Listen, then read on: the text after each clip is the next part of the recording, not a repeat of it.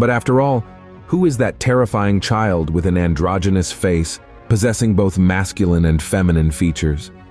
Does the Bible mention anything about this demonic being that still piques our curiosity and fear? Did the film's director, Mel Gibson, intend to convey a deeper message to the audience that, 20 years later, still hasn't fully grasped it?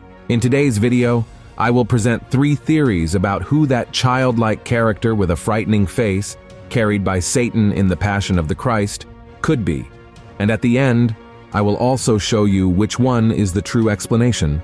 And before we start this video, I want to ask you to subscribe to my channel and activate the notification bell, because I want to help you understand the Bible in a simple and easy way, okay? Now let's begin. The Passion of the Christ, directed by Mel Gibson and starring actor Jim Caviezel as Jesus of Nazareth, was a box office hit. Released in 2004, the film recreated the final moments of Jesus Christ's life on earth, covering events such as his agony and temptation in Gethsemane, Judas's betrayal, his arrest, trial, and all the suffering leading up to his crucifixion and death.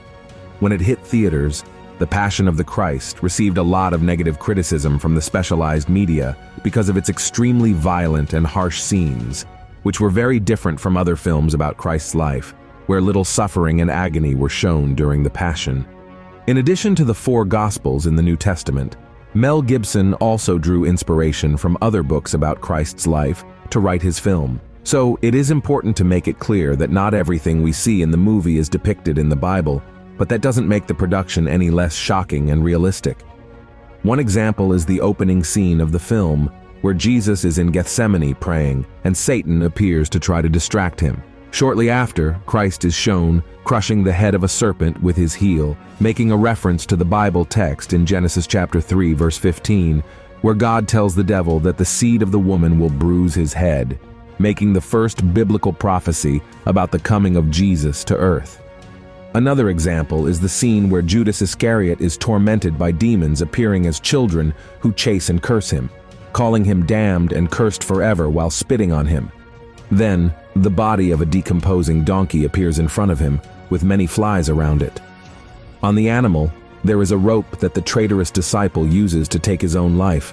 Yet another unique moment in the Passion of the Christ, which is not recorded in any of the 4 Gospels, but which grabs our attention during the crucifixion, is when one of the criminals, after mocking Christ, is pecked in the eye by a crow.